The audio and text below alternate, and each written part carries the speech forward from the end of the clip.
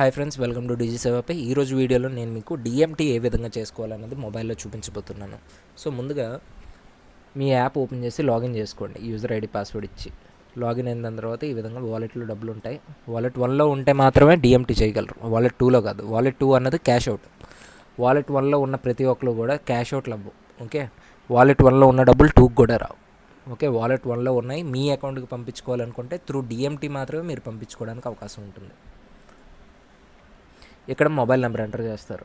Okay, mobile number enter చేసిన దాని తర్వాత ఆల్రెడీ ఎగ్జిస్టింగ్ అయితే ఇక్కడ మీకు పేరు చూపిస్తుంది. ఓకే, లేదంటే ఎన్రోల్ అని చూపిస్తుంది. కొత్తగా మీరు కస్టమర్ దగ్గర నుంచి ఓటీపీ తీసుకుంటారు. ఓకే, దాని తర్వాత ట్రాన్స్ఫర్ ఆప్షన్ యూజ్ చేస్తారు. ఓకే, ట్రాన్స్ఫర్ క్లిక్ చేసిన దాని తర్వాత ఈ విధంగా ఆల్రెడీ ఎగ్జిస్టింగ్ బెనిఫిషరీ కాబట్టి నాకు ఇక్కడ చూపిస్తుంది. లేదనుకోండి, ఇక్కడ ఒక ప్లస్ బటన్ ఉందా, ఈ ప్లస్ బటన్ నొక్కారు అనుకోండి, సేమ్ పేరు, బ్యాంకు, ఐఎఫ్ఎస్సి కోడ్ ఇస్తారు, యాడ్ కొడతారు. అప్పుడు బెనిఫిషరీ యాడ్ అవుతుంది. యాడ్ అయిన దాని తర్వాత బ్యాక్ వచ్చేస్తుంది, మళ్ళీ ఇక్కడికి వస్తుంది. మొబైల్ నెంబర్ ఎంటర్ చేస్తారు. అప్పుడు మీకు ఇక్కడ డీటెయిల్స్ చూపిస్తుంది. ఓకే, ఈ డీటెయిల్స్ని క్లిక్ చేస్తారు. దాన్ని కావాలంటే ఇది డిలీట్ చేసుకోవచ్చు, లేదంటే మామూలుగా క్లిక్ చేయండి. తప్పేమైనా ఉంటే డిలీట్ చేయండి, లేదు క్లిక్ చేస్తాం. క్లిక్ చేయగానే మొత్తం బెనిఫిషరీ సెలెక్ట్ అవుతుంది. ఎంత అమౌంట్ ట్రాన్స్ఫర్ చేయాలి, ఓకే, సెలెక్ట్ చేస్తారు. అమౌంట్ ఎంటర్ చేస్తారు. ఓకే, మినిమం బ్యాలెన్స్ 100 రూపీస్ అన్నది వదిలేయాలి వాలెట్ 1లో. ఓకే, 100 రూపీస్ అన్నది వదిలేసి మిగిలిన అమౌంట్ అది ట్రాన్స్ఫర్ చేసుకోవడానికి అవకాశం ఉంటుంది. బట్ డిఎంటీలో సర్టెన్ ఛార్జెస్ ఉంటాయి కాబట్టి ఒక 10 రూపీస్ వదిలేసి మిగిలిన అమౌంట్ మీరు ట్రాన్స్ఫర్ చేసుకోండి. ఓకే, 79 ఉంది కదా, అంటే మీరు 100 వదిలేయాలి. 609లో ఇంకో 10 వదిలేయాలి. ఓకే, అరౌండ్ 590 నువ్వు చేసుకోవచ్చు. ఓకే, సో 590 ఇక్కడ ఎంటర్ చేశారు. So payment IMPS NEFT. So ఇక్కడ నెఫ్ట్ చేసుకున్నప్పుడు ఐఎంపిఎస్ చేసుకున్నప్పుడు కూడా ఛార్జెస్ పడతాయి.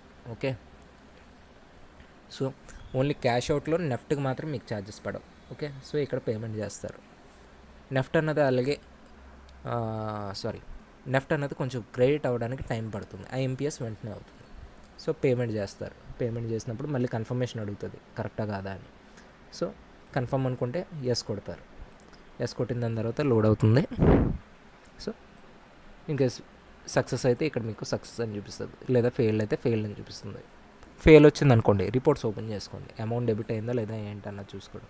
సో నేను ఇక్కడ పేమెంట్ చేయగానే నాకు మళ్ళీ మెసేజ్ కూడా వచ్చింది. ఓకే, సో నేను ఏ ట్రాన్సాక్షన్ అయితే చేశానో అది నాకు క్రియేట్ అయిపోయింది. ఓకే, ఇది నా అకౌంట్ స్టేట్మెంట్ మెసేజ్ మాట ఇది.